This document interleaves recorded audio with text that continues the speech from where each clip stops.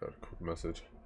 All right, why boxing is paying so much more than UFC? I've always wanted this question, so I'm definitely happy to finally receive an answer.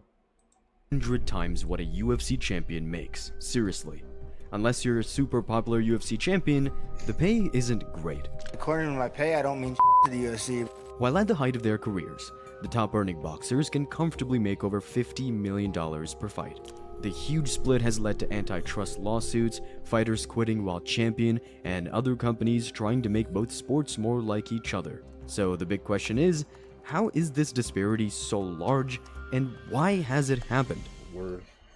It wasn't until 2016 when the UFC gave their first guaranteed $1 million payday, and of course, it went to Conor McGregor. But Conor was in a league of his own amongst UFC fighters. Nate Diaz, who actually beat him that evening at UFC 196, reportedly earned only half that. But Miesha Tate, one part of the co-main event, her contract was a measly $46,000 to show and $46,000 to win. And while she may not have been the biggest name, Miesha was the Strikeforce champion, a coach on The Ultimate Fighter, and had already fought for the UFC title before. It was the UFC's best-selling pay-per-view of all time at this point. But in comparison, Amir Khan fought Canelo Alvarez just a couple of months later. The event sold around half as many pay-per-views as UFC 196, but Khan reportedly earned $2 million, with Canelo's purse being $3.5 million. And as you move to more recent times, those numbers are blown out of the water. Take Usyk versus Fury 1. According to sources online, Tyson Fury made an absurd amount of money. He's definitely going to make 100 million for the 2 fights, but I've heard there's a 3rd fight as well, you know, and a locked-in rematch. But I don't know, but huge amounts of money obviously out there, and that's the reason he's taking a fight. But a few weeks prior, it was UFC 300, arguably the biggest event in MMA history. The headliner, Alex Pereira, reportedly made $2.8 million, with Jamal Hill barely hitting $500,000. Former champions like Davison Figueiredo and Aljamain Sterling earned around $250,000. If you combine the entire payout for UFC 300, Tyson Fury probably earned 10 times that by himself. And just remember, you had UFC veterans and champions freaking out because Dana White increased the bonus to $300K. Both guys want bonuses raised from $50K for the special card. Can we make this happen? What should it be raised to? 3 times. 100,000. 300. No, 3 times. 300. 300. 300. 300. It's done. Let's go. Let's go. Yet, speaking of Dana, whenever he talks about boxing, he makes it seem like the UFC is beating it at every turn. But UFC fighters are constantly calling out boxers and trying to find a way to earn more money. So if the UFC is so superior, why is this pay split so enormous? That is so weird. The most obvious reasons are how entirely different the UFC and boxing are structured. In the UFC, you have one single entity with a near-complete monopoly on the sport. This is the most dangerous sport in the world, and the UFC, makes billions of dollars a year, and they're only paying their fighters 15% of that. There's no, Ari Emanuel, the CEO of Endeavor, his salary last year was more than the entire UFC roster. So these fighters are risking their lives for $10,000. There's no long-term health care. So for me, I just saw it as a problem, and I am one of the people who can use my platform to speak up about it, because a lot of fighters in the UFC are scared to say something because Dana can just shelf them. The UFC calls the shots. They dictate how much revenue they're willing to give their fighters, when they'll fight, and who against. And if you don't like it, well, Dana White will just say you can leave or go start your own promotion instead. And the end of the day is, this is my company. Who the fuck are you to tell me how to pay my people? Yeah. And if you don't like it, there's no barrier to entry. Go start your own MMA organization and pay them whatever you want. And although exploring free agency has worked in the past, it's extremely rare. As a UFC fighter, you're an independent contractor with very little rights, and unless you're a significant draw, you have essentially no leverage. Even UFC champions get pressured to say yes to the company. In a now-deleted YouTube video, former bantamweight champion Aljamain Sterling admitted he felt pressured and coerced by the higher-ups at the UFC to accept a quick turnaround fight against Sean O'Malley because of money. You'd never hear a boxing world champion saying they felt pressured by their bosses to accept a fight.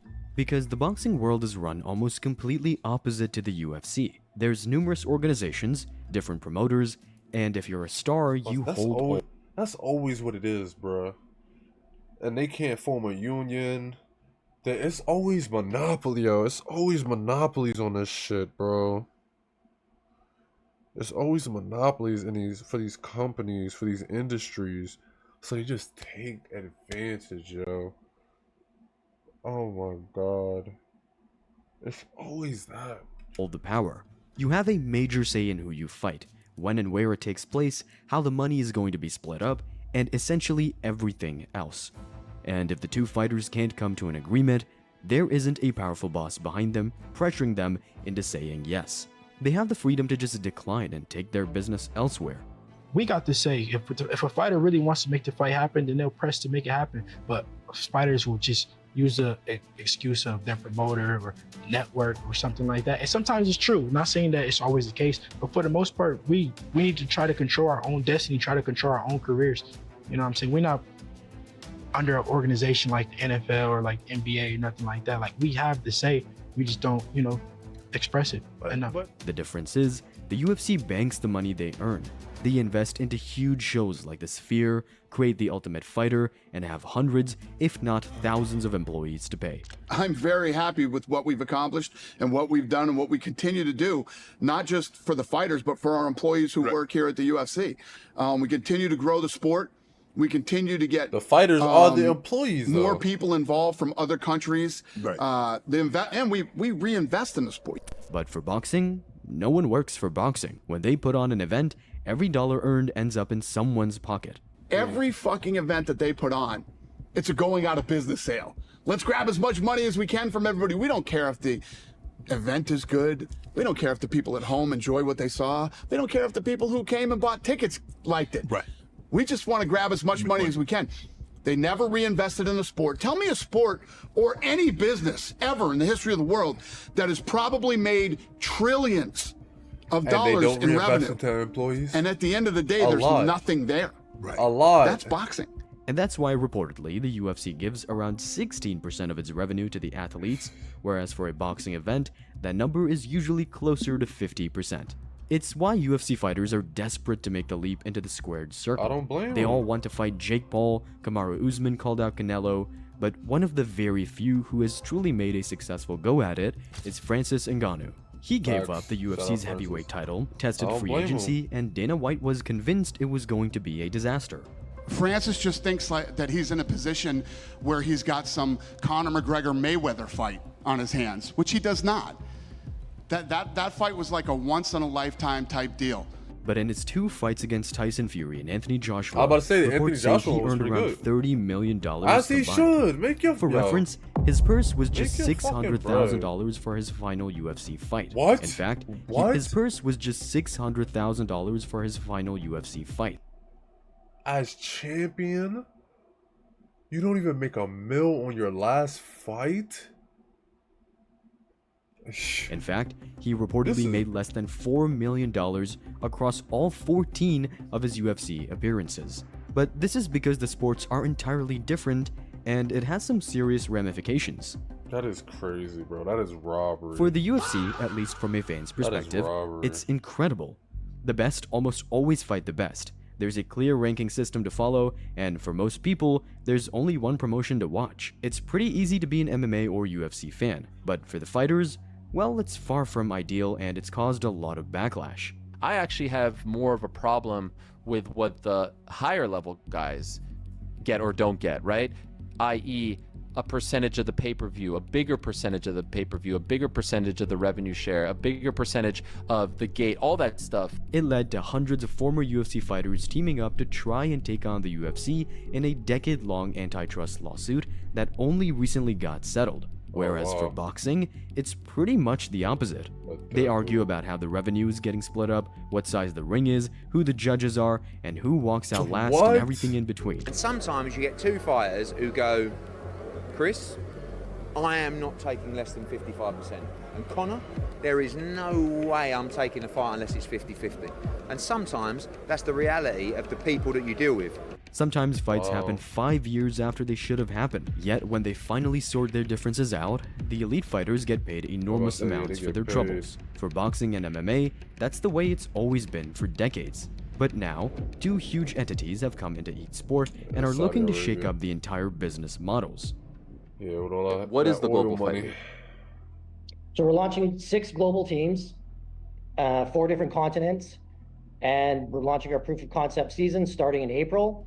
We have multiple venues booked in multiple different cities around the world. We're embracing our flexibility to begin with, and doing that 50-50 revenue share, the team versus team, proof of concept season, and that is crazy. It's finally lined up. We have 300 fighters signed as of right now. Our draft is January 24th. Oh, they do a draft? Okay. On those 6 oh, they did it. Okay. teams, there's Okay. I'm gonna do a little bit of research into this. The GFL. I'll just NFL just change it to a G. Okay. 20 athletes per each roster, so we'll sign 120 out of the actual fighters that have signed, and then we'll get underway with events in April. A new MMA promotion has recently emerged looking to eventually rival the UFC.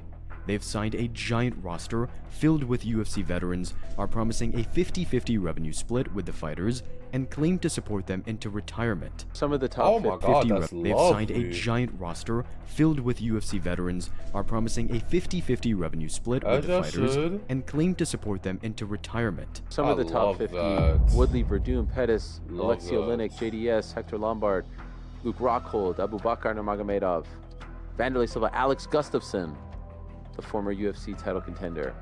There's more. Thiago Santos, Andre Arlovski, Lucas Martins, Gabriel Souza, Kevin Lee, Frank Mir, B. Nguyen, Charles Rosa, Alan Belcher. These are of the top 50 followed. Ilia Latifi, Jeremy Stevens, Marlon Moraes, Benson Henderson, all these guys, Gegard Mousasi, all these guys are on board. All these guys are signed. We've seen MMA organizations promising the world to fighters in the past, only to disappear after a few years, so no one really knows how GFL will perform. But I can guarantee a lot of people currently under contract with the UFC will have their eyes on it. Because the recent antitrust lawsuit ended in a $375 million settlement, which may sound like a significant sum of money the UFC had to pay out, but it isn't in the grand scheme of things. But it ultimately meant that the UFC can keep their fighters' contracts the same way going forward and keep them as independent contractors with very little freedom. On boxing side though, we've already seen a huge shakeup. There is 4 company, 4 belt. So many problems. So many problems, you know, and also, and you need to catch the youngest generation now. Yeah. You need to have good poster, good music, good show. You understand? Good trailers. DJ, you know, you understand me? Good promotion. I like the way they speak English. Use a lot of cameras, use a lot of things. Similar to what UFC now do. They do it right because they are company, and they are the only company. With Saudi's influence on boxing, all of a sudden these mega fights and stacked cards are being made almost seamlessly. They have so much money that both fighters are happy to accept whatever terms are in front of them, completely sidestepping all those pre-fight politics. But the Saudis want to go one further. I'm going to get the 50 best fighters in every weight division. I'm going to pay you more money than anywhere else. You can still be with Eddie at Matchroom. You can still be with Frank at Queensbury. You can still be with Oscar at Golden Boy if you so desire. But you fight under our umbrella only. They're planning on creating a single boxing league, with 1 title per division and 1 ranking system. It's essentially the UFC model. I'm about to say. Who knows how successful either MMA's new promotion or Saudi boxing will be, although competition is good for all. But for now, that enormous pay disparity between MMA fighters and boxers isn't changing anytime soon. Always a monopoly. Oh my god. Good video though. It's always a monopoly, bro.